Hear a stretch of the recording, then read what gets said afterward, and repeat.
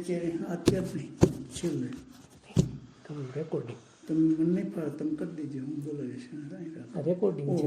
Okay.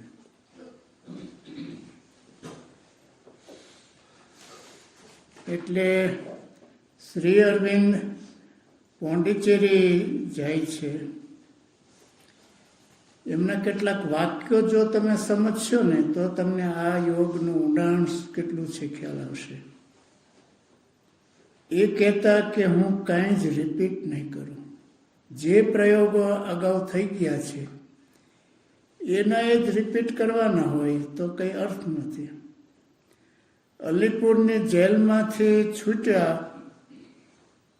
પછી શ્રી અરવિંદનું ઉત્તરપાડા વ્યાખ્યાન કરવા જાય છે.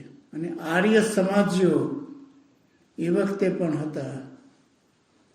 અને કલકત્તાથી 10-12 કિલોમીટર ત્યાં કોલેજ હતી અને મોટું ગ્રાઉન્ડ હતું કોલેજનું. શ્રી અરવિંદ જેલમાંથી છૂટેલા એટલે શૂન્ય મનસ્ક હતા. અને એ વખતના રિપોર્ટ્સ તમે વાંચો. કલકત્તાથી લોકલ ટ્રેન જતી હતી, એમાં 10,000 માણસો ભરેલા ટ્રેનમાં શ્રી અરવિંદને સાંભળવા જતા હતા. જેલમાંથી છૂટ્યા, બ્રિટિશ સરકાર સામે ઝઝૂમીને એક યુવાન છૂટ્યા અને આખા દેશમાં એની પ્રચંડ અસર પડેલી. બ્રિટિશ સરકાર મૂંઝાઈ ગઈ, હવે આ યુવાનને કરવું શું, કેવી રીતે આમને કંટ્રોલ કરો. એ પરિસ્થિતિમાં પહેલું પ્રવચન એમને કરેલું. એમને લખ્યું છે કે હું તો શૂન્ય મનસ્ક હતું, પણ પછી ઓમ નમો નારાયણ, જે પબ્લિક 10,000 માણસોથી પબ્લિક ભરેલી હતી. અને એમ કે શ્રી અરવિંદ તો મહારાજાના દિવાન હતા અને ઇંગ્લેન્ડથી આવેલા છે ને સુટેડ બુટેડ હશે ને પાછળના દરવાજેથી આવશે ને ભવ્ય હશે, યુરોપિયન ટાઈપ હશે. તો કલકત્તાથી જે ગાડી જતી હતી 10,000 માણસો હતા, એ જ ગાડીમાં શ્રી અરવિંદ હતા. અને જ્યારે સ્ટેજ ઉપર આવ્યા ત્યારે પ્યોરલી બેંગાલી થઈ ગયા હતા. એકદમ કુર્તા અને ક્રુશ થયેલા, એકદમ દાઢી જે આ છે એ જૂની એ પ્રમાણે. અને નમો નારાયણ કરીને પછી મેં જોયું કે નારાયણ સાક્ષાત મારી સામે છે આખા. અને પછી પ્રવચન શરૂ કર્યું. તો એમાં એમને એમ કહ્યું છે કે મને નવું જ્ઞાન આપવામાં આવ્યું છે. એટલે અત્યાર સુધીનું જે જ્ઞાન છે એનાથી એક આગળનું મને જ્ઞાન આપવામાં આવ્યું છે. અને અલીપુરની જેલ તો એમને પછી આશ્રમ રૂપ બની ગયેલી અને સાધનાનું એક આખું માધ્યમ બની ગયેલું. હવે આ શ્રી અરવિંદ કૃષ્ણનો આદેશ લઈને અને નવું જ્ઞાન કોને આપ્યું? શ્રી કૃષ્ણ અને વિવેકાનંદે. એ શ્રી અરવિંદની દ્રષ્ટિએ સૌથી એડવાન્સ સ્તરે હોય સાધનામાં તો શ્રી કૃષ્ણ અને સ્વામી વિવેકાનંદ. શ્રી અરવિંદને પૂછેલું કે આપ કેવી રીતે કહો છો? તો કે જંગલમાંથી કોઈ પસાર થયું હોય તો એના પગલા દેખાય કે અહીંથી કોઈ પસાર થયું છે. જેમ જેમ હું ઉપરના સ્તરે ગયો, જેમ જેમ ઉપરના સ્તરે ગયો, બધી અસરો જે હતી એ પછી ઓછી થવા માંડી, ઓછી થવા માંડી, ઓછી થવા માંડી. અને એક અવસ્થા હતી કે જ્યાં શ્રી કૃષ્ણની હાજરીને પ્રભાવ હતો અને વિવેકાનંદની હાજરીને પ્રભાવ હતો. એટલે શ્રી અરવિંદને જે અનુભવ થયા એમાંથી જ બોલ્યા છે, કાંઈ જ કલ્પનામાંથી એમની સાધનામાંથી ઉમેરવામાં આવ્યું નથી. આવા શ્રી અરવિંદ નવું જ્ઞાન લઈને પોંડિચેરીના એકાંત ગુફામાં બેસી જાય છે. હવે આપણે મનુષ્ય જાતિનો સર્વે આપણે ક્યાં સુધી પહોંચ્યા છીએ? વિહંગાવલોકન, સિંહાવલોકન એટલે સિંહ પાછો ફરે જોવે ક્યાં સુધી પહોંચ્યા છીએ. તો મનુષ્ય જાતિ ક્યાં સુધી પહોંચી છે? આટલા બધા યુદ્ધો લડ્યા, જેહાદો, ધર્મ યુદ્ધો ને કેટલા યુદ્ધો. સબરીના આશ્રમમાં જ 88,000 ઋષિઓ હતા અને મહાભારતના યુદ્ધમાં કેટલા મરી ગયા, ઘાયલ થયા. સેકન્ડ વર્લ્ડ વોરમાં ભારતના કેટલા સૈનિકોને મોકલેલા. પહેલા અને બીજા યુદ્ધમાં 40 લાખ ભારતના સૈનિકોને લડવા મોકલેલા. આપણને પૂછ્યા વગર બીજા વિશ્વયુદ્ધમાં તો ઇંગ્લેન્ડથી જાહેરાત થઈ ગયેલી કે ભારત પણ યુદ્ધમાં ઉતરી ગયું છે. આપણા સૈનિકોને મોકલા. એટલે હવે તો ઇંગ્લેન્ડમાં એક દિવસ નક્કી કર્યો છે, ભારતના સૈનિકોએ જે બલિદાન આપ્યા 2 વિશ્વયુદ્ધમાં એનો દિવસ નક્કી કર્યો છે, એ ઉજવવાનું. આટલું બધું થયા પછી શ્રી અરવિંદે આખો સર્વે આપ્યો છે કે મનુષ્ય જાતિ એક બહુ જ એક નાના સ્ટેજ, એક લેવલ સુધી પહોંચી છે. એરિસ્ટોટલ એમ કહેતા main is A social animal. એટલે સોશિયલ એનિમલની આજુબાજુ 1000 વર્ષ ચર્ચાઓ ચાલી. બસ સામાજિક પ્રાણી. 2000 વર્ષ પછી રસેલે એમ કીધું કે man is a rational animal, બુદ્ધિજીવી પ્રાણી છે. એટલે બુદ્ધિની આજુબાજુ વિચારવા માંડ્યા. શ્રી અરવિંદનું કોઈ પણ વાક્ય લેશો નાનામાં નાનું. એમની 2 સ્ટાઇલ હતી. એક તો લાંબો ફકરા લખો અને એક વાક્યમાં. હું કોલેજમાં હતો ત્યારે એક શબ્દ વાક્ય આવ્યું 3 જ. ઓલ લાઈફ ઇઝ યોગ, ઓલ લાઈફ ઇઝ યોગ, એવરીથિંગ ઇઝ યોગ. તમે જે કરો છો તમારી રીતે જે કરો, પણ કુદરત, પ્રકૃતિ, માતા તમારામાં યોગ કરે છે. ઓલ લાઈફ ઇઝ યોગ, ઓલ લાઈફ ઇઝ યોગ. નાના વાક્યો. એમાં એક વાક્ય છે કે મનુષ્ય એ વચ્ચેનું પ્રાણી છે. આપણે હજી આગળ જવાનું, અંતિમ નથી. Main is A transitional being, વચ્ચેનું, વચગાળાનું પ્રાણી છે. એટલે આખું શ્રી અરવિંદનું તત્વજ્ઞાન ત્યાંથી શરૂ થાય છે. હવે આ મનુષ્ય જાતિને આગળ કેવી રીતે, અને અત્યાર સુધીનો જે આખું સાધના અને ધારાઓ એ બધાનો મૂળ આધાર શું હતો કે આ જગત દુઃખમય છે. બધા જ ધર્મમાં દુઃખનું. બુદ્ધે તો દુઃખ ઉપર એટલું બધું ચિંતન કર્યું, એ ભૂલી ગયા અને આનંદ તત્વનું કે ભગવાનનું નામ જ નહીં લેવાનું, આત્માનું નામ નહીં લેવાનું. દુઃખમાંથી તૃષ્ણા ત્યાગ કરવાનો, દુઃખમાંથી મુક્તિ. જગતના બધા ધર્મોએ અને બધા તત્વજ્ઞાને અત્યાર સુધી કે આમાંથી કેવી રીતે છટકી જવું.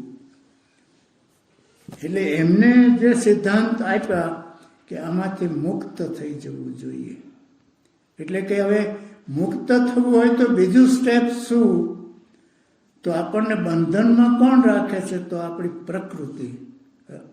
આપણા શાસ્ત્રમાં વર્ણન છે કે રાજહંસના પગમાં બેડીઓ નાખી છે, ઉડી ન શકે. કોક વિવેકાનંદ, કોક શંકરાચાર્ય, કોઈ બુદ્ધ કૂદીને બહાર નીકળી જાય. બાકી આપણે તો પ્રકૃતિના પ્રશ્નોમાં ઝઝુમવાનું હોય છે. તો એ મનુષ્ય જાતિ છે આગળ વધી શકતી નથી. અને હવે એટલે બધામાં સ્થાપિત શું થયું કે મોક્ષ લઈ લેવાનું. એટલે અત્યાર સુધી શ્રેષ્ઠમાં શ્રેષ્ઠ તમને શું મળે આ જીવનમાંથી? તો મુક્તિ, બસ. અને મુક્તિ લેવા માટે બધી જ સાધનાઓ, બધી તપશ્ચર્યાઓ. એટલે શ્રી અરવિંદના યોગમાં મુક્તિ એ પહેલું સ્ટેપ છે. જ્યાં બધા યોગમાં છેલ્લું સ્ટેપ છે ત્યાં શ્રી કે આમાંથી મુક્ત થઈને ઉપરની ઉર્ધ્વની અવસ્થામાં રહેવાનું, બસ. જગતને થોડો ઉપદેશ આપી ગયા, થોડા સિદ્ધાંતો ઊભા થયા, થોડા આત્માઓ મુક્ત થયા. ફરીને એમ થશે હજી કોઈ અવતાર થશે, કોઈ વિભૂતિ આવશે, થોડાને અનુભવો થશે, થોડા મુક્ત થશે, નવા સિદ્ધાંતો આવશે, નવા કોઈ કવિ આવશે, થોડા કાવ્યો લખશે. પણ મનુષ્ય જાતિ, શંકરાચાર્ય કહેતા ને કે આંધળાનું સર્કલ આંધળાનું દોરે છે. એટલે આપણે માઇન્ડથી આજુબાજુ ઘૂમીએ છીએ, આગળ ગયા જ નથી. અને અહીંયાથી મોક્ષ લઈને ચાલ્યું જવાનું, બસ. અને બધા ગુરુઓ પાછળ દોડીને જાય છે, મુક્તિ અપાવો. લતા મંગેશકરનો મેં છેલ્લો ઇન્ટરવ્યુ જોયો, છેલ્લો પ્રશ્ન પૂછેલો તો એમને એમ કીધું કે હવે મારે બસ મને મોક્ષ મળી જાય એ જ મારો હેતુ છે. અમારા એક મિત્ર ભાણદેવ જો નામ સાંભળ્યું, મારા મિત્ર, અમે રૂમ પાર્ટનર હતા, એમને આ રવાડે મેં ચડાવ્યો છે. તો મેં એ પછી મેન્ટલ હોસ્પિટલમાં ગયેલા. તો મેં કીધું ગાંડાઓનો શું શું પ્રશ્નો હતા? તો કે એક ગાંડું એમ કીધું મને મોક્ષ અપાવી દો, મને મોક્ષ અપાવી દો, મોક્ષ. ગામડામાં ડોશીઓ મોક્ષ મોક્ષ મોક્ષ, આત્મહિતાય સર્વમ ત્યજે, અને એક બાઉન્ડ્રી આખી બંધાઈ જાય છે. એટલે શ્રી અરવિંદના સાવિત્રીમાં સાર એમને આપ્યો છે કે સૈકાઓ અને યુગો નિરર્થક ચાલ્યા ગયા, યુદ્ધો થયા, તપશ્ચર્યાઓથી થોડું થોડું થોડું થયું છે, એમ કંઈ નથી થયું એમ નથી, પણ આપણે બહુ આગળ નથી વધ્યા. Centuries and age is vainly past and Godhead is not born. આપણી વચ્ચે કોઈ હજી અમર પુરુષ એક દેવ આપણે ઉત્પન્ન કરી શક્યા નથી. એમને સાર આખો કાઢ્યો છે. એટલે એમની જે તપશ્ચર્યા હતી એ કમ્પ્લીટલી ભારતીય તત્વજ્ઞાનના આધાર ઉપરની પણ ઘણી આગળની છે. એમને કંઈ પણ આપણા ભારતીય તત્વજ્ઞાનમાંથી એમને બાદ નથી કર્યું, પણ એમને અનેક બાબતો ઉમેરી છે. જેમ કે એમને 32 મહાગ્રંથો લખ્યા છે. 10 થી 14 સુધી તો મૌન, કોઈને મુલાકાત પણ નહીં આપવાની. ફર્સ્ટ મુલાકાત માતાજીને આપેલી. પછી રવિન્દ્રનાથ ટાગોરે માતાજીને ટાઈપરાઇટર આપેલું, તો એ શ્રી અરવિંદને ટાઈપ આપ્યો, અને શ્રી અરવિંદ પછી 4 વર્ષ પછી લખવા માંડ્યા. એ એક પ્રેશર હોય છે ને, પ્રેશર આવે છે આપણી અંદર. ટેવો નહીં, પ્રેશર હોય છે. આપણે નાની આમ ધાધર થઈ હોય ને તો એક દિવસ આમ ખંજોળે, પણ બીજે દિવસે એ ટેવ આવે પાછું. ટેવનું પ્રેશર હોય છે. તો એક સાક્ષાત્કારનું પ્રેશર, એટલું પ્રેશર. રમણ મહર્ષિને વાંચ્યો તો એમાં આ બધું છે કે ઉપરથી જ્યારે એક નવું અષાઢના વાદળા ઉપર ઉમટ્યા હોય ને, અને આમ મેઘ ગર્જના થતે નવું નોલેજ આવતું. અને પછી શ્રી અરવિંદે પેન ઉપાડી અને હું શું લખવા બેઠો છું. પોતે જ એમના રૂમમાં બેઠા, કારણ કે ત્યાં કોઈ શિષ્યો હતા નહીં, ત્યાં કોઈ મુલાકાતીઓ હતા નહીં.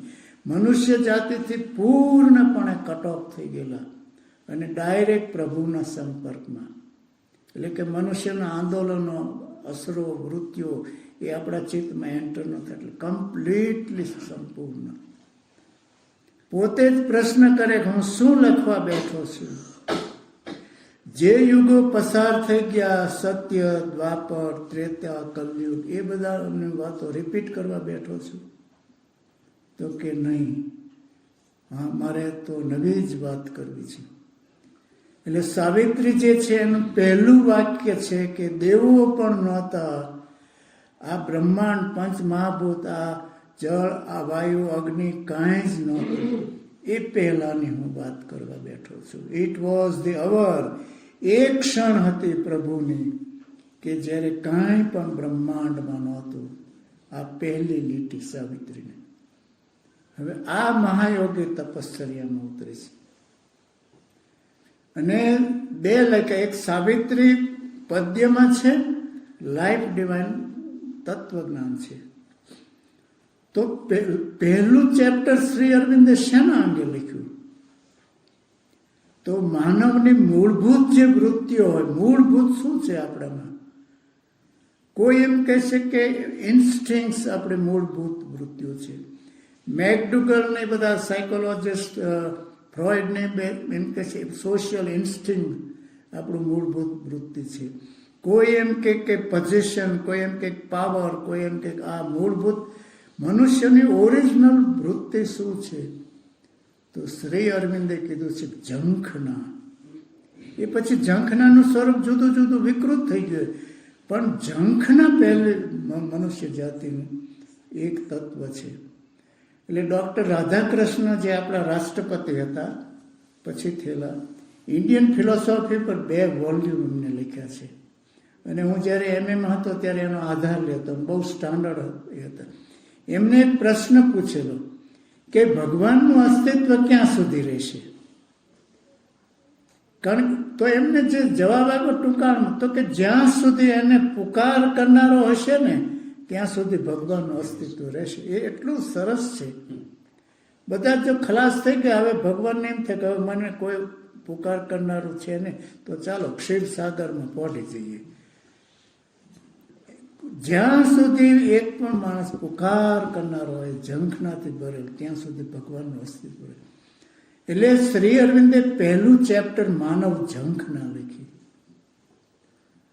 હવે માનવ ઝંખના ક્યાં ક્યાં ગઈ એ તો પાછો બીજો અડધી પોણી કલાક લાગે એવું છે. તો આપણે ત્યાં યોગ સાધનાના જે સ્ટેપ આપવામાં આવ્યા છે, બૌદ્ધ ધર્મમાં તૃષ્ણા ત્યાગ આપવામાં આવ્યો, જૈન ધર્મમાં દેહ દમનનું આપ્યું છે, કોઈ ભક્તિ માર્ગમાં બીજું આપવામાં આવ્યું છે. તો શ્રી અરવિંદે જે સ્ટેપ આપ્યો છે ઝંખના, એસ્પિરેશન. એટલે અરવિંદ આશ્રમમાં કોઈ એડમિશન લેવા જતું તો માતાજી કાં તો ફોટો મગાવે, કાં તો એના હેન્ડરાઇટિંગ મગાવે અને ફોટા ઉપરથી કે એડમિશન આપી દો અથવા ના પાડ. મોટા મોટા આવેલા હોય યોગ્યો જેને કે માતાજીએ ના પાડી દીધી, તો કે આનામાં મૂળભૂત ભગવાન માટેની ઝંખના નથી. એટલે અત્યાર સુધી આપણા યોગમાં વૈરાગને મહત્વનું ગણવામાં આવતું. અભ્યાસ, ભગવદ્ ગીતામાં પણ સીલ મારી દીધો, શંકરાચાર્યએ પણ સીલ મારી દીધો, 4 સાધનો, તપશ્ચર્યાના સાધનો. તો વૈરાગ વૈરાગ ભગવદ્ ગીતામાં પણ અભ્યાસે ન વૈરાગ્ય નતું કૌંતે. હે અર્જુન, અભ્યાસ અને વૈરાગ. ત્યારે શ્રી અરવિંદે શંકરાચાર્યને સાઈડમાં મૂકી દીધા અને વૈરાગને બદલે ઝંખના મૂક્યું, એસ્પિરેશન. અને એસ્પિરેશન વાળા ઇતિહાસમાં દાખલા છે. રામકૃષ્ણ પરમહંસે તલવાર ઉપાડેલી કે મહાકાલી હોય તો કેમ દેખાતી નથી, કેમ દેખાતી નથી? અને મહાકાલીએ તલવાર પકડી લીધી. આપણા જમાનામાં 100 વર્ષ પહેલાના ઘટના છે. ચૈતન્ય મહાપ્રભુ તો કલાકો સુધી રડતા. એમ કહેવાય છે નીચે આમ એમના આંસુડાનો રેલો થતો.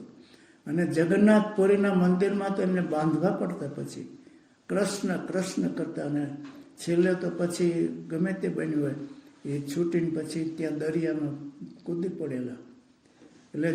એટલે ચૈતન્ય મહાપ્રભુ ક્યાંથી દરિયામાં ડૂબ્યા એ કોઈને ખબર નહીં. પછી રામકૃષ્ણ પરમહંસ વર્ષો પછી ગયા ને ત્યારે જગન્નાથપુરીના દરિયાના કાંઠે કાંઠે કાંઠે કાંઠે આમ ચાલ્યા. અને એક લેવલે આવ્યા આમ સીધા હતા, એ દરિયામાં આમ ચૈતન્ય ઉપર દેખાણા. તો કે અહીંથી ચૈતન્ય સમુદ્રમાં પડ્યા છે. તો ઝંખનાથી ભરેલા હોય ને એવા જ આત્માઓને સાવિત્રીમાં વર્ણન છે. એ આશ્રમનું વર્ણન બીજાનું છે. દ્યુમત છે ને એટલે અશ્વપતિ અને સાવિત્રીના પિતાશ્રીનું નહીં, કોનું? સત્યવાનના પિતાશ્રીને જંગલમાં એના આશ્રમનું વર્ણન કે આ આશ્રમ કેવો છે, અહીંયા કયા સાધકોને લાવવામાં આવ્યા છે, કેટલા જન્મોથી સત્ય માટે ભટકતા આત્માઓને અહીં લાવવામાં આવ્યા છે. ફાર વોન્ડરર્સ, કેટલા યુગોથી ભટકતા આત્માઓ સત્ય માટે ભટકતા, they are brought to this quiet home. આ શાંત જગ્યાએ લાવવામાં આવ્યા છે. એ અરવિંદ આશ્રમનું વર્ણન છે. હું ઘણા વર્ષથી જતો, શ્રી અરવિંદનું એક વાક્ય છે કે હું કોઈને બોલાવવા નહીં જઉં, શ્રી કૃષ્ણ ગોતીને મોકલશે, અથવા તો જેને ડિવાઇન કોલ થશે એ આવશે. એટલે હું જે જૂના સાધકો હોય ને એને પૂછ્યા કરું. મારે તો આ શ્રી અરવિંદે કીધું કૃષ્ણ ગોતી મોકલશે. એવા પછી આ તો લાંબુ થતું જાય છે. એટલે શ્રી અરવિંદે હવે આ મનુષ્ય જાતિનો સાર છે. અર્જુને શ્રી કૃષ્ણને પ્રશ્ન પૂછ્યો કે ગુરુદેવ, આ હજારો માણસો સાધના કરે છે, એમાં કેટલા પહોંચે છે, કેટલા સિદ્ધ કેટલા થાય છે? એ જમાનામાં શ્રી કૃષ્ણ અને અર્જુન પૂછે તો કે કદાચ એકાદો, ખ્યાલ આવ્યો ને, કદાચ એકાદો સિદ્ધ થાય અને મોક્ષમાં જાય. આ જ પ્રશ્ન શ્રી અરવિંદને પૂછવામાં આવેલો કે કૃષ્ણના જમાનામાં એકાદો કદાચ જતો તો સિદ્ધ થતો હતો, તો અત્યારે શું છે? મનુષ્ય જાતિની અવસ્થા છે. આ ખ્યાલ આવ્યો ને? એ અવસ્થા હતી, એ પ્રકૃતિ એ લેવલમાં હતી. અત્યારે પ્રકૃતિ ડાઉન ગઈ છે. આ એઝ એ હોલ તમે જુઓ ને પિક્ચર, તો કે અત્યારે શું છે? તો શ્રી અરવિંદ કે અત્યારે તો એક પણ સિદ્ધ થાય એવું વાતાવરણ નથી. આ ધીસ ઇઝ ધ આ શ્રી અરવિંદનો જવાબ છે. હું તમને 2000 વર્ષનો સોક્રેટિસ ઈસવીસન પૂર્વે 400માં સોક્રેટિસ સમાજ સુધારણાની વાત કરતો હતો, નીતિ નિયમની વાત કરતો હતો. સોક્રેટિસનો વિરોધ કોને કર્યો? જે લોકો ભ્રષ્ટ હતા બધી રીતે, અને સોક્રેટિસનો ઉપદેશ પચાવી ન શક્યા. એ ઊંચા સ્તરે હતો ચેતનાના, અને સોક્રેટિસને ઝેર આપવામાં આવ્યું. અને એ વખતે સોક્રેટિસે બધી જે બહેનો એમની શિષ્ય હતી ને એને કીધું તમે બહાર ચાલ્યા જાઓ. તો કે કેમ? તો કે બહુ લાગણીશીલ છે ને મને જોઈ નહીં શકે. હું એક ગુરુ ઝેર પીતા હોય અને શિષ્યો જોવા બેઠા, ઇતિહાસમાં આવી ઘટનાઓ છે જ નહીં. તમે જોઈ નહીં શકો. એટલે બહેનોને બધા એમની શિષ્યોને બહાર મોકલી દીધી. અને સોક્રેટિસ એટલા જાગૃત, પેલા જે ઝેર આપ્યું એને પૂછ્યું મારે શું કરવાનું? તો કે તમે થોડો વખત આંટા મારો, એનું શરીર ભારે થતું જશે, ભારે થતું જશે, પછી તમારે પડી જવાનું, અથવા સૂઈ જશો કે પડી જશો. છેલ્લી અવસ્થામાં એના એક મિત્રને બોલાવ્યો, ક્રીટો. એ બધા શિષ્યો હતા ને, એમાં ક્રીટો તું અહીંયા આય, પેલો મારી પાસે આ ઘેટા માગે છે, આટલા ઘેટા આપી દેજે. એટલે જતા જતા પોતાનું ઋણ ચૂકવી દીધું. પણ પછી તો એરિસ્ટોટલ ને પ્લેટો ને એ બધા રડવા માંડ્યા સોક્રેટિસની અવસ્થા જોઈને. તો સોક્રેટિસે એમ કીધું કે તમે તો બધા ફિલોસોફર છો, તમે કેમ રડો છો? આ છેલ્લી અવસ્થામાં માણસ કેટલો જાગૃત છે. તમે તો ફિલોસોફર છો, તમે કેમ રડો છો? તો એમને એમ કીધું કે તમારા જેવા મહાપુરુષને સાચવી શકતા નથી અમે. એટલે ગાંધીજીને જ્યારે ગોળીએ દીધા ત્યારે ડૉક્ટર રાધાકૃષ્ણ મેસેજ જે આપે ને એમાં એનું વ્યક્તિત્વ છુપાયેલું હોય છે.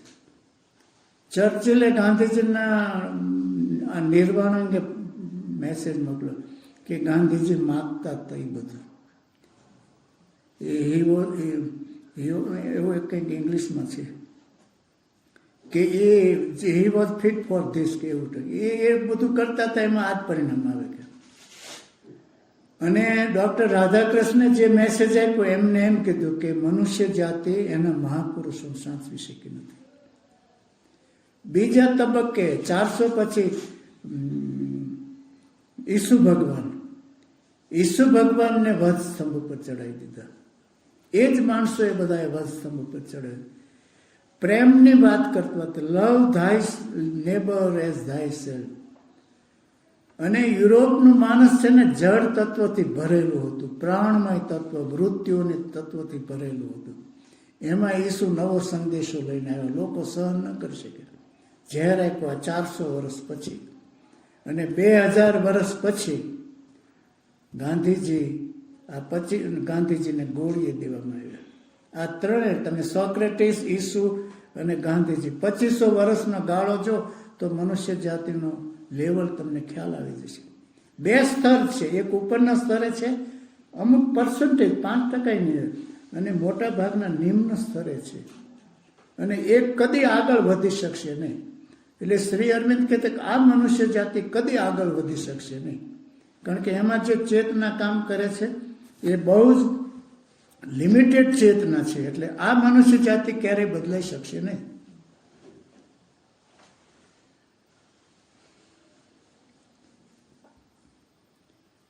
હવે એક બીજો દાખલો, શ્રી અરવિંદના સેક્રેટરી પછીથી થયેલા ડૉક્ટર નિરોધ બરન અને છેલ્લા 12 વર્ષ શ્રી અરવિંદના રૂમમાં રહેલા. એટલે રામકૃષ્ણ પરમહંસની જે ડાયરી છે, રામકૃષ્ણ કથામૃત, એ ઉત્તમમાં ઉત્તમ પુસ્તક જે દુનિયાના હોય સાધનાની દૃષ્ટિ, એમાં એનું એક પુસ્તક છે. તો એ રામકૃષ્ણ પરમહંસની જે ડાયરી છે બહુ અદ્ભુત છે. તમે વાંચશો એટલે કેટલાય તમારા ચિત્તમાં નવા ઉદ્ઘાટન થશે, નવી દ્રષ્ટિ આવી જશે. બીજું છે ચમત્કારો આજે પણ બને છે. પછી ત્રીજું છે શ્રી અરવિંદના રૂમમાં 12 વર્ષ. આ વાંચજો તમે. એ ડોક્ટર નિરોધબરન ઇંગ્લેન્ડથી FRCS થઈને આવ્યા. યંગ ડોક્ટર હતા, સર્જન. એમના ભત્રીજી આશ્રમમાં હતા. તો ક્ષેમ કુશળ માટે પોતાની ભત્રીજીનું કેમ છે, બરાબર છે ને, એ જવા માટે ત્યાં ગયેલા. પછી શ્રી અરવિંદને મળેલા. તો શ્રી અરવિંદે એમ કીધું કે તમે અહીંયા રહી જાઓ. હવે એક સર્જન થઈ આવ્યા હોય ઇંગ્લેન્ડ અને ભત્રીજીની ખબર કાઢવા જ આવ્યા હોય તો ડૉક્ટર નિરોધબરન જો અરવિંદ આશ્રમમાં કંઈ ચમત્કારિક બનાવી નહીં દે, હ્યુમન લેવલ ઉપર બધું ડીલિંગ. ગુરુ અદ્ભુત છે. જન્મ પહેલા આવા ડ્રીમ આવ્યા ને આમ થયું ને તેમ થયું ને એમને હનુમાનજી એમના માતાને ધ્યાનમાં આવ્યા, તારે ત્યાં હનુમાનજીનો જન્મ થાય છે ને કોઈ કે આમ થશે. કાંઈ જ ભવ્યતા નહીં, કારણ કે સામાન્ય મનુષ્ય જાતિને આગળ લેવાની છે. તો ડૉક્ટર નિરોધબરન કે મારામાં યોગીના કોઈ લક્ષણ જ નથી. આપણા માટે બધા માટે છે. હું અપસેટ થઈ જાઉં છું, મારે ગમા છે, મારે પૂર્વગ્રહો છે, મારી લાગણીઓ છે, વૃત્તિઓથી ભરેલો છું, કામ ક્રોધથી ભરેલો છું, અપેક્ષાઓથી ભરેલો છું. મારું મજ્જાતંત્ર નબળું છે. હું એકાગ્રતા કરી શકું એવો નથી. ઘણા બુદ્ધિશાળીઓ હોય પણ એકાગ્રતા ન કરી શકે. મારું મજ્જાતંત્ર. હવે જો શ્રી અરવિંદ જવાબ આપશે ને, કાંઈ ભવ્યતા નહીં. શ્રી અરવિંદે એમ કીધું કે મારી સ્થિતિ પણ આવી જ હતી. ખ્યાલ આવ્યો ને? ગુરુ કોઈ આવું કહે કે હું પણ આમાં પડ્યો હતો, તો મારી સ્થિતિ પણ આ પ્રમાણે હતી. એનું કારણ એ છે કે અત્યાર સુધી મનુષ્ય જાતિના આ અવસ્થામાં શાંતિ ઉતરી નથી. શાંતિ જે ઉતરવી જોઈએ, સાવિત્રીમાં જે શાંતિના વર્ણનો કર્યા છે ને, એના પર ધ્યાન કરશો તો આપણે જેને શાંતિ કહીએ છીએ ને, શાંતિ છે જ નહીં. ઊંઘમાં ઘણા બધા કેટલા બબડતા. ઊંઘમાં નહેરુ જય હિન્દ કરતા હતા. જય હિન્દ, જય હિન્દ, જય હિન્દ. કારણ કે આખી જિંદગી ટોળા આવતા હોય ને જય હિન્દ બોલતા, એટલે આ લોકોને ટેવ પડે ઊંઘમાં જય હિન્દ, જય હિન્દ.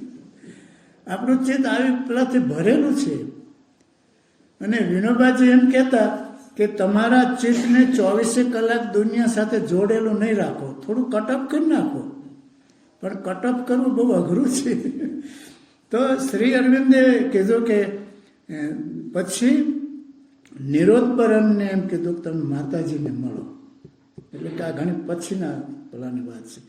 અને માતાજીને મળ્યા અને માતાજી સાથે ધ્યાનમાં બેઠા નિરોધબરન. પછી જે શાંતિ નહોતી, શાંતિ ઉતરી અને પછી આશ્રમમાં એમને શ્રી અરવિંદ સાથે 12 વર્ષ એ પુસ્તક લખ્યું છે. બહુ જ. સેકન્ડ વર્લ્ડ વોર આપણે પછી આવવાના બીજા ત્રીજા દિવસે.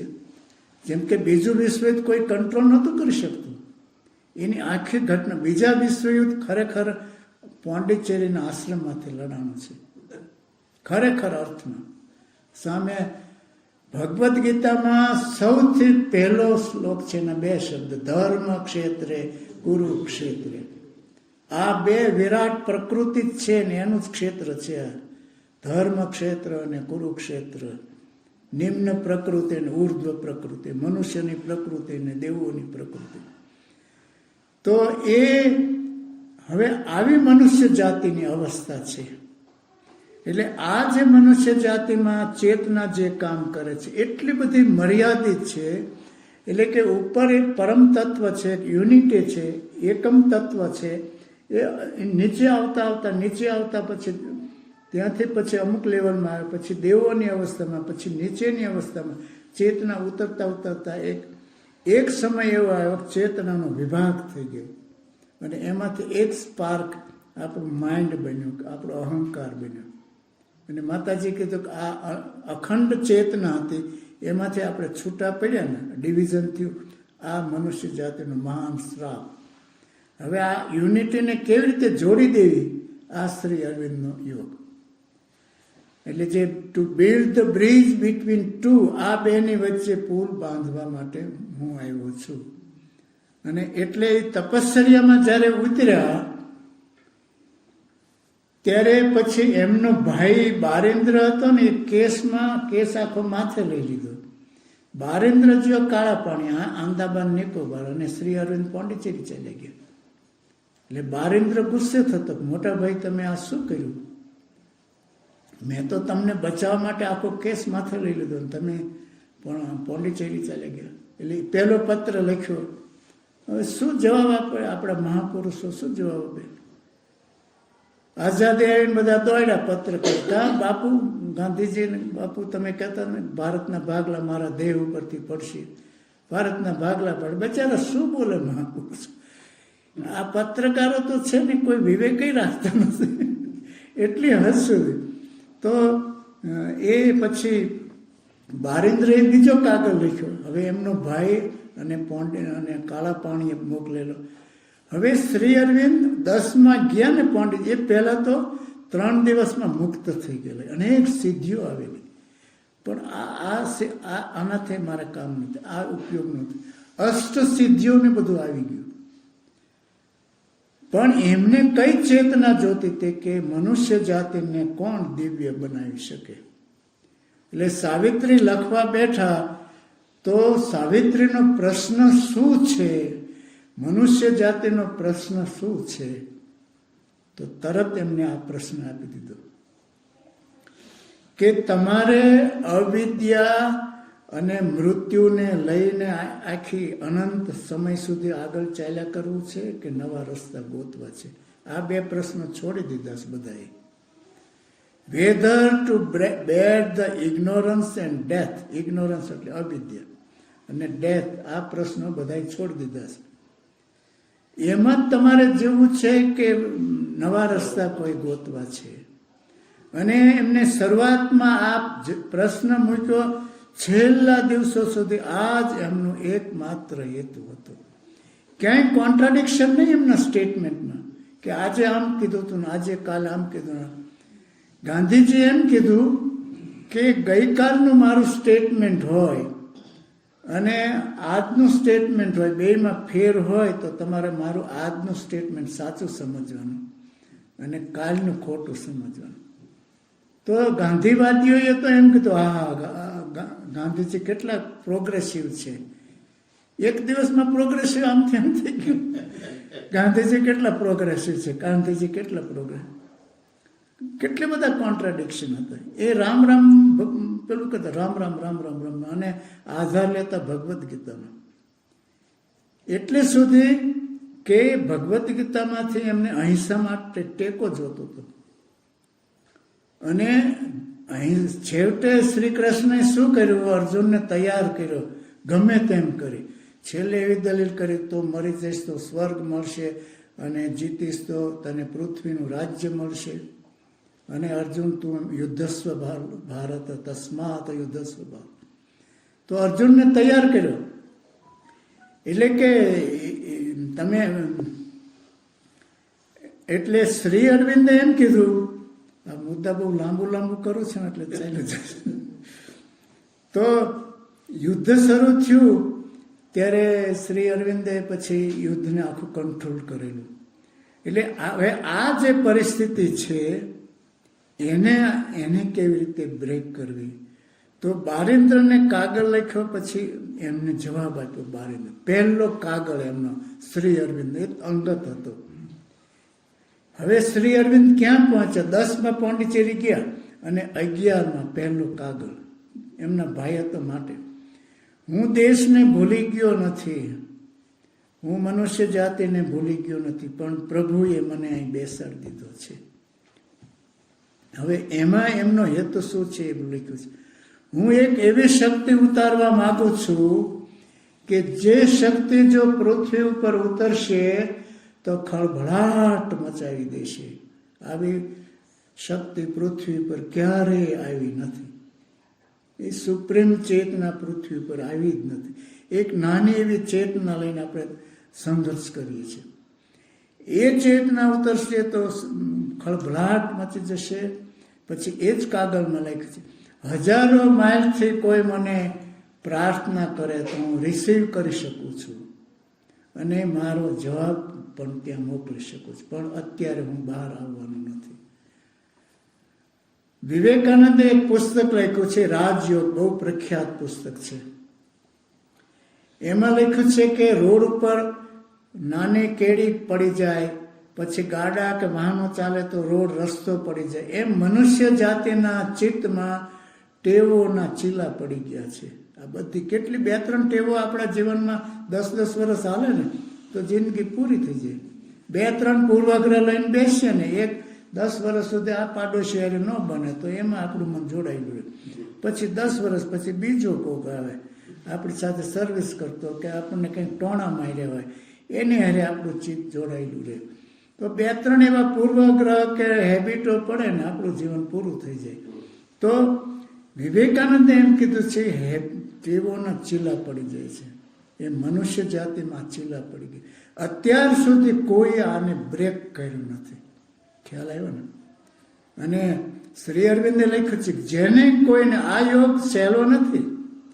શરૂઆતના તબક્કે ઘણા અનુભવો થશે, તમને તરત અનુભવો થશે, બહુ જ અનુભવો થશે, દોડે પોંડિચેરી જવું પડશે, એવા અનુભવો થશે. પણ પછીના સ્ટેજમાં આવશો, આગળના સ્ટેજમાં, ત્યારે પ્રકૃતિ આવશે, એને બદલવાની આવશે. શ્રી અરવિંદે સાવિત્રીમાં લખ્યું છે કે આ અઘરું છે, જે કોઈ પ્રભુને પૃથ્વી ઉપર ઉતારવા માગે છે એને ભયંકર રસ્તાઓ પર ચાલવું પડશે અને આખી મનુષ્ય જાતિનો ભાર એના યોગમાં લેવો પડશે. અત્યાર સુધી બધા ઇનકાર કરી દીધો, મિથ્યા. વેદાંતની પેલું ચાલે, મિથ્યા જગત, મિથ્યા જગત. હી who wants to bring heaven, જેનું અંગ્રેજી સારું હોય ને રાજ સાહેબ, તમને એટલી મજા આવશે ને, એટલી મજા આવશે. He who wants to bring heaven, ભગવાનને નીચે લાવવા માગે છે, એ બધા take up the burden of the earth nature. અને ભયંકર dolorous walk on the path of dolorous way, ભયંકર રસ્તાઓ પર ચાલવું પડશે. અને શું કરવું પડશે? આખી પ્રકૃતિનો ભાર પોતાના યોગમાં લેવો પડશે. Tech up the burden of the earth nature. કોઈ અત્યાર સુધી અવિદ્યાને બદલી નથી. એટલું જ નહીં, પણ બાઉન્ડ્રી આમ બધી ઊભી કરી દીધી. અને બાઉન્ડ્રી ક્રોસ કરવી તો બહુ જ મુશ્કેલી છે.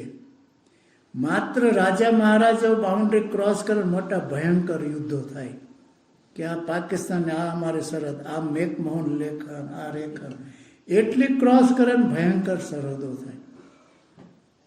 પણ એનાથી પણ ભયંકર સરહદો શાસ્ત્રની છે. શાસ્ત્ર જે બાઉન્ડ્રી કરી દે, એ બાઉન્ડ્રી ક્રોસ કરવી ઘણી અઘરી છે. બંટ્રા રસેલે પુસ્તક લખ્યું છે, જેમ આપણે લખીએ ને ઇતિહાસની રૂપરેખા, ભૂગોળની રૂપરેખા, સાહિત્યની રૂપરેખા, એમ બંટ્રા રસેલે લખ્યું છે કે આંતરરાષ્ટ્રીય મૂર્ખતાની રૂપરેખા. International rubbish of the international foolishness, an outline of international rubbish. આંતરરાષ્ટ્રીય મૂર્ખતાની રૂપરેખા. આ બધી પ્રણાલિકોની જે બધી મૂર્ખતાઓ. એમ કે કેરાલામાં દુકાળ પડ્યો તો રવિન્દ્રનાથ ટાગોરે એમ કીધું કે અસ્પૃશ્યતાના પાપથી પડ્યો છે દુકાન. એટલે આ બાઉન્ડ્રી જે છે ને એ ક્રોસ કરવી. હું શાસ્ત્રની વિરુદ્ધ વાત નથી કરતો, કારણ કે કટકો જઈને બહાર વાત કરો ને તો કંઈક થઈ જાય. ગાંધીજી એમ કહેતા કે ઈશાવાસ્ય ઉપનિષદ બચી જશે, બધું નાશ થશે ને પહેલો શ્લોક રહી જશે ઈશાવાસ્યનો કે આ બધું સર્વમ એદમ ઈશાવાસ્યમ. તોય મનુષ્ય એમ કહે છે, આહા, મનુષ્ય જાતિ કેટલી આગળ વધેલી. બહુ જ મહત્વ આપતા. ઉપનિષદમાં, આ જ ઉપનિષદમાં એક વાક્ય છે, બાઉન્ડ્રી. તમે જો આ અવિદ્યાના પ્રદેશમાં પડશો તો તમારો ભયંકર નાશ થઈ જશે. અંધમ તમ પ્રવિશંતિ એ અવિદ્યામ પ્રવેશંતિ. તમે ના આંધળા થઈ જશો, આંધળા હોય આમાં પડે. શંકરાચાર્ય સીલ મારી દીધો. અસાર સંસાર સમુદ્ર મધ્યે નિમજ્જતો કો મે સર. આ અવિદ્યાનો ભયંકર અસાર સમુદ્ર છે, એમાં હું ડૂબી જાઉં છું. નિમજ્જતો, મારો ઉદ્ધાર કોણ કરે? શંકરાચાર્ય મહાન પ્રજ્ઞાવાન હતા. 8 વર્ષની ઉંમરે તો માતાને છોડીને ચાલ્યા ગયા. 16 વર્ષની ઉંમરે શાસ્ત્રનો અભ્યાસ કર્યો. શરીર છોડવા માંગતા હતા. અને ગુરુએ કીધું કે હજી તો હિન્દુ ધર્મનો ઉદ્ધાર કરવો છે. એટલે એક વૈરાગથી ભરેલો એક યુવાન આમ દોડે છે ચારે બાજુ. વિનોબાજી એમ કીધું છે કે શંકરાચાર્ય એમ કહેતા જગત મિથ્યા. તો જગત મિથ્યા વાળાએ તો એક રૂમમાં બેઠું રહેવું છે. જગત મિથ્યા, બધું મિથ્યા, બહાર શું કામ નીકળવું છે? અને જે શ્રી અરવિંદ જગત સત્ય કહેતા હતા એ રૂમમાં બેઠા રહ્યા. શ્રી અરવિંદ 40 વર્ષ રૂમમાં બેઠા, તો સત્ય વાળાએ બહાર નીકળવું છે. અસત્ય વાળાએ પણ મહાપુરુષોને જે સૃષ્ટિ હોય, શંકરાચાર્ય દોડ્યા હતા, ઝંખનાથી ભરેલા હતા. અને તો એ આખી જે મનુષ્ય જાતિ અત્યાર સુધીનું જે છે એમાં એક ઉપરથી આપણે દૂધને, આ તો બહુ પ્રેક્ટિકલ છે. તમે દહીંને એમાંથી પછી ઘીને માખણ કાઢવું હોય તો દૂધ રહેવા દેશો તો એમને તૈયાર થઈ જશે. તમારે ઉપરથી થોડા ડ્રોપ્સ તો મેળવણના નાખવા પડશે ને. હવે બહુ સિમ્પલ ભાષામાં કહું છું. તો આ માઇન્ડ જે છે દૂધ છે, એ આમનામ રહેશે. તો એમાં ઉપરથી છાશના 2-4 ડ્રોપ નાખી દો ને, દહીં થઈ જાય. પછી એમાં વલોવો તો માખણ થાય, એમાંથી ઘી થાય.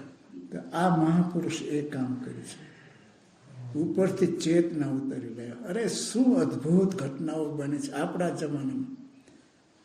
તમને એમ થતું હશે કે રામના સમયમાં હોત તો કેવું સારું હતું. પણ રામના સમયમાં તો સીતાને છોડાવવા માટે કેટલાનો સંહાર કરવો પડ્યો. અને આજે તો કોઈ મહિલાનું કિડનેપ થઈ ગયું ને 48 કલાકમાં ગોતીને પાછા લાવી દેશે અને ઓલાને સીધા જેલમાં મોકલી દેશે. હું કોઈ યુગોની ટીકા નથી કરતો, પણ આપણે સમજીએ ને એટલા માટે. તો એ પણ તમને એમ થતું હોય, પછી એમ થતું હોય કે કૃષ્ણના જમાનામાં હોત તો કેવું સારું હતું. હું બહુ જાગૃત રહીને બોલું છું. અમને પ્રચાર કરવાની ના પાડી છે. શ્રી અરવિંદે સંન્યાસી થવાની ના પાડી છે. ભગવા કપડાં પહેરવાની ના પાડી છે. જે લોકો મેં તૈયાર કર્યા, મારા પ્રવચન સાંભળવા 8-8 દિવસ આવતા, એ લોકોએ ભગવા કપડાં પહેરી લીધા છે. એમના આશ્રમો ધમધમવા માંડ્યા છે. વીઆઈપીને જેમને બધી સગવડતા. અમે તો આવા નવા તમારે આપણે બધા છીએ. શ્રી અરવિંદે ના પાડી છે. અને પ્રચાર નહીં કરવાનો, મારો પ્રચાર નહીં કરવાનો ના પાડી છે. I want only few. મારે થોડા જ જોઈએ છે. મારે એકમાત્ર જે કૃષ્ણ મૂર્તિ અને એકમાત્ર શ્રી અરવિંદ. સાક્ષાત્કાર થયા પછી જે કૃષ્ણ મૂર્તિને તો લાખો શિષ્યો હતા, એની બિસેન્ટે એને અપનાવેલા જગતગુરુ થવાનું. એમને બળવો કર્યો કે હું ક્યાં જગતગુરુ છું, હું તમારા જેવો છું. God is within you. ગુરુ તમારી અંદર છે. બધાને વિખેરી નાખવાનું. આ શતાબ્દીનું, ગઈ શતાબ્દીનું ઉત્તમ પ્રવચન કહેવામાં આવે. સત્ય સંસ્થામાં કોઈ દિવસ પૂરાઈ શકે નહીં. સત્યનો પ્રચાર થઈ શકે નહીં. એટલે શ્રી અરવિંદ 1926માં કાલ આવશે. ફર્સ્ટ ટાઈમ બહાર આવ્યા, 16 વર્ષ પછી બહાર આવ્યા. તે પણ 2 કલાક માટે. કલ્પના કરો. શ્રી અરવિંદ રાત્રે ક્યારેક 11, સાડા 11, 12 વાગે બાજુમાં દરિયો છે તો બારીમાં ઊભા હોય, ઝાંખા દરિયો જોવે, બજારો જોવે. રાત્રે કોઈ સમય અડધી કલાક. શ્રી અરવિંદને એમ કીધું કે તમારા તો દર્શન કરે છે બધા. તો કે કેવી રીતે હોય નહીં? તો કે તમે જો ધ્યાન રાખો, પાછળ આ બજાર છે અને ઉપરના માળે શ્રી અરવિંદ રહે, નીચેના માળે બધા સાધકો, ગ્રાઉન્ડ ફ્લોરમાં સાધકો રહેતા હતા. શ્રી અરવિંદ એમ કે 11:30, 11, સવા 11 બારીમાં આવીને ઊભા રહેશે, અગાશીમાં ઊભા રહેશે. એટલે નીચેના રૂમમાં લાઇટો બંધ કરી દે બધે અને સાધકો જોયા કરે શ્રી અરવિંદ ઝાંકા ઝાંકા. તો શ્રી અરવિંદને કીધું જો હલચલ થાય છે ને અંદર, તો કે હા બરાબર. તો કે મારા હા બરાબર છે. પછી પડદા નાખી દે, એટલું બંધ કરી દેવું. 40 વર્ષ, છેલ્લા 24 વર્ષ. અને એ બહાર નીકળે ને ત્યારે કે આશ્રમ બનાવો, માતાજી કે આશ્રમ બનાવો, ક્યાં નિયમો કરશો? તો કે નો પ્રોપેગેન્ડા, પ્રચાર નહીં કરવાનો. ગુજરાતમાં અત્યારે અમે 9000 પ્રોફેસરો રિટાયર્ડ થયેલા છીએ. એમાં લગભગ 2500 પ્રોફેસરો પોતપોતાની રીતે પોંડિચેરી જાય છે. એ બધાને જો છૂટા મૂકી દે, શ્રી અરવિંદ ઘણા વર્ષો સુધી ના પાડતા, સાધકોને બહાર પણ નહીં જવા દેતા. એકબીજા રૂમમાં નહીં જવાનું. સવારે તમે અત્તરની શીશી ભરી લાવો અને સાંજે ઢોળી નાખો. સવારે 2 કલાક ધ્યાન કરો, સાધના કરો, પૂજા કરો, રાત્રે બજારમાં જઈને પછી ખટપટમાં પડી જાવ. શ્રી અરવિંદે સાધકોને ના પડી, એકબીજાના રૂમમાં નહીં જવાનું, સાધકોને દેશમાં નહીં જવાનું. પણ 50 પછી એમનો જ્યારે કંટ્રોલ આવ્યો વિશ્વ પ્રકૃતિ ઉપર, હવે મારા સાધકોને પ્રોટેક્શન રહેશે, ત્યારે કેટલાક સિંહને બહાર મોકલ્યા એમને. કોક એમાં ગુજરાતના અંબાલાલ પુરાણી, એ રાજપીપળા સાથે તમારા ગામ સાથે બહુ સંબંધ છે, વ્યાયામશાળા છે ને, પુરાણી વ્યાયામશાળા. તો એ અંબાલાલ પુરાણીને એ બધા 1960માં ગુજરાતમાં આવેલા, વિશ્વ ધર્મ પરિષદના ઉદ્ઘાટનમાં આવેલા. અને પહેલો સિંહ બહાર શ્રી અરવિંદમાં આવેલો. એ એમની યાત્રા શરૂ કરેલી અમદાવાદ ને પછી જામનગર ને રાજકોટ ને પછી ભાવનગર, કેટલાને ઘાયલ કરી ગયા અંબાલાલ પુરાણી. એકમાત્ર એમનો શિષ્ય હતો. અને એ વખતે એ 60માં મેં એમનું પ્રવચન સાવિત્રી ઉપર સાંભળેલું. એક જ પ્રવચનની એટલી અસર થયેલી. તો શ્રી અરવિંદે પછી નિયમ શું કે સત્યનો પ્રચાર ન હોઈ શકે. અને ભગવાન ગોતી જે કૃષ્ણએ મને બેસાડી દીધો છે એ કૃષ્ણ મોકલશે. દિલીપ કુમારોએ કાગળ લખ્યું, ગુરુદેવ મને શ્રી કૃષ્ણ અને માતાજી બે વચ્ચે હું ઝોલા કહું છું. મને આમાંય શ્રદ્ધા છે, આમાંય શ્રદ્ધા છે, આ સાચું કે આ સાચું. ત્યારે શ્રી અરવિંદે એમ કીધું કે તમે જો માતાજીને માનશો તો માતાજી તમને કૃષ્ણના દર્શન કરાવશે, અને જો કૃષ્ણને માનશો તમે તો માતાજી તમને કૃષ્ણ પાસે લઈ જશે. પછી 37માં એમને કોઈ પણ આટલા 32 મહાગ્રંથો 1200 પાનાના માત્ર 6 વર્ષ જ ટાઈપ કર્યું. પછી કહેતા હું બીજા કામમાં રોકાયો છું, હું બીજા કામમાં રોકાયો છું. એ પેલી સુપ્રીમ શક્તિને ઉતારવાનું કામ એ રહી જાય છે, હું લખવા બેઠું. એટલે એમને લખવાનું બંધ કરી દીધું. અને સત્યનો પ્રચાર ન હોઈ શકે. અને પહેલો નિયમ આપણે પ્રચાર નહીં કરવાનો. એટલે હું જ્યારે, અને એ પછી દિલીપ કુમાર રોયને કીધું કે તમે અહીંયા શ્રી કૃષ્ણનું સૂક્ષ્મ સ્વરૂપ આશ્રમમાં આવ્યું છે. 37માં એક કાગળ તમે જોજો. આ કોઈ ગુરુને મોટા કરવાનો કોઈ પ્રશ્ન જ નથી. હું અનેક જગ્યાએ કહું છું, શ્રી અરવિંદ એટલા ભવ્ય છે, એટલા ઊંચી કોટીના છે કે તમારે એમને મોટા કરવાની જરૂર છે જ નહીં. એટલા ભવ્ય છે ને, તમારી વાતોથી શ્રી અરવિંદ નાના થઈ જશે. એટલે અમે કોઈ ગુરુને મોટા બનાવવાનું કામ નથી. પણ આ જગ્યાએ તમે આવ્યો છો ને, આ ભવ્ય વાતાવરણના નવી ફિલોસોફીમાં તમને ઉલટાના એક ચેતનાના એક દિવ્ય સાગરમાં મૂકવામાં આવ્યા છે. એટલે આમાં તો મગરય હોય છે, અને ગાંધીજી આવે ને ગોડસે આવે. આ તો ગંગાનો પ્રવાહ છે. આપણે ઓર્ગન મ્યુઝિક મૂકે છે. શ્રી માતાજી મ્યુઝિક વગાડે છે. 5 મિનિટ આપણે ધ્યાન કરીએ છીએ. માતાજી પોતે આશ્રમમાં જ્યારે ધ્યાન ચાલતું